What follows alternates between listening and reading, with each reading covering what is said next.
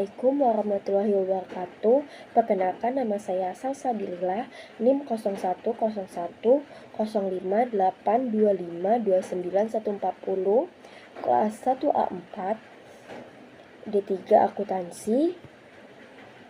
Di sini saya akan membahas tentang kertas kerja, neraca lajur, worksheet, dan perusahaan dagang. MK pengantar akuntansi. Pengertian kertas kerja atau neraca lajur. Kertas kerja adalah lembar kerja berkolom yang dipakai untuk menggabungkan data neraca saldo, jurnal, penyesuaian, dan perhitungan sebelum laporan keuangan disusun.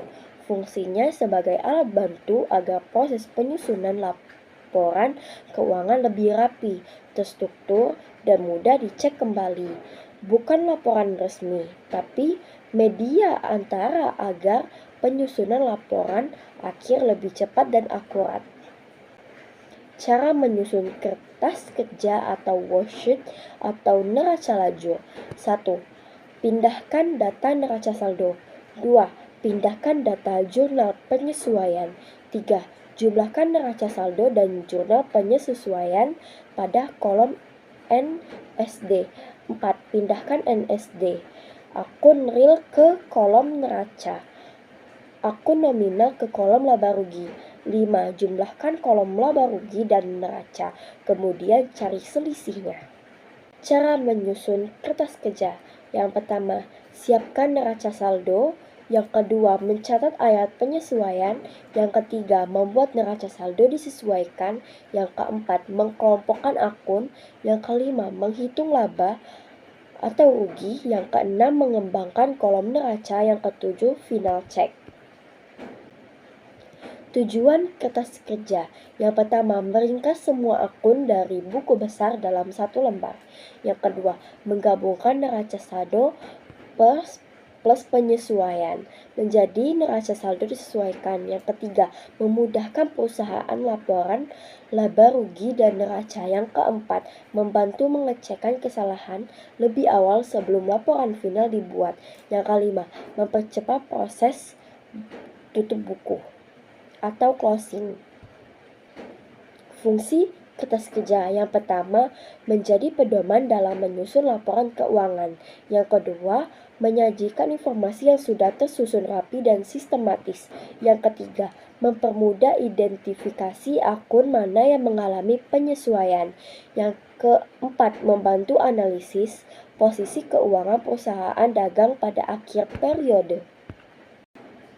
Ciri-ciri kertas kerja. Yang pertama, berbentuk tabel belajur banyak 6-12 kolom. Yang kedua, ada kolom yang ketiga, neraca saldo. Yang keempat, penyesuaian. Yang kelima, neraca saldo disesuaikan. Yang keenam, laba atau rugi. Yang ketujuh, neraca.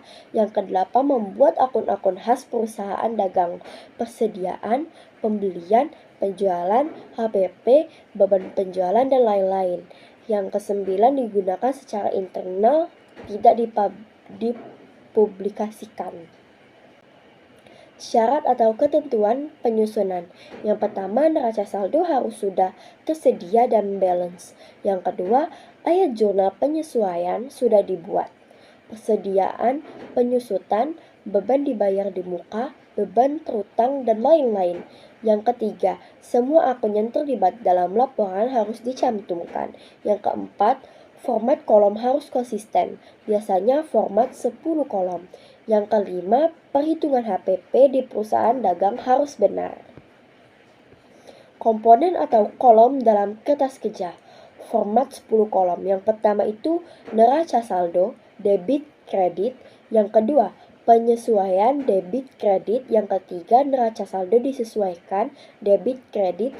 Yang keempat, laba rugi debit kredit. Yang kelima, neraca saldo debit kredit pada perusahaan dagang dapat ditambah bagian perhitungan harga pokok penjualan atau HPP.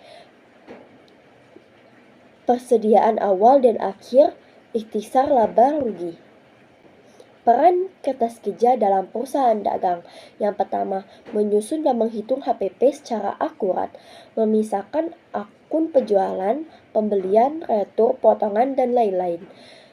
Yang ketiga, menentukan laba atau rugi bersih dengan lebih jelas. Yang keempat, mempermudah penyusunan laporan akhir karena semua data sudah diringkas. Kelebihan. Yang pertama, sangat membantu menyusun laporan keuangan dengan cepat. Yang kedua, menyatukan semua informasi penting dalam satu lembar.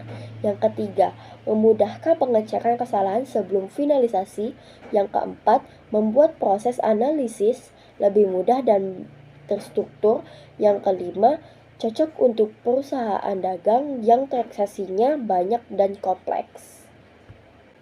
Kekurangan. Yang pertama, tidak memiliki kekuatan hukum sebagai laporan resmi. Yang kedua, jika data awal salah, hasil akhir ikut salah.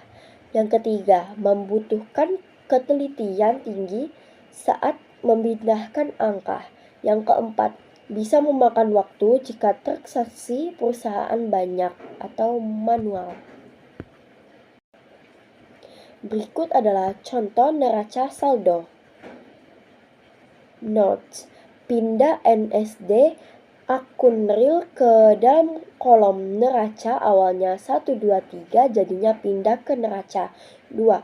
Akun nominal ke kolom laba rugi awalnya 456 ini pindah ke laba rugi. Berikut contoh jurnal penyesuaian. Notes: jika ada akun-akun yang tidak ditemukan di jurnal penyesuaian, maka tambahkan saja akun-akun tersebut di bawah jumlah pada kolom keterangan dengan nomor mengikuti tipe akun sebelumnya.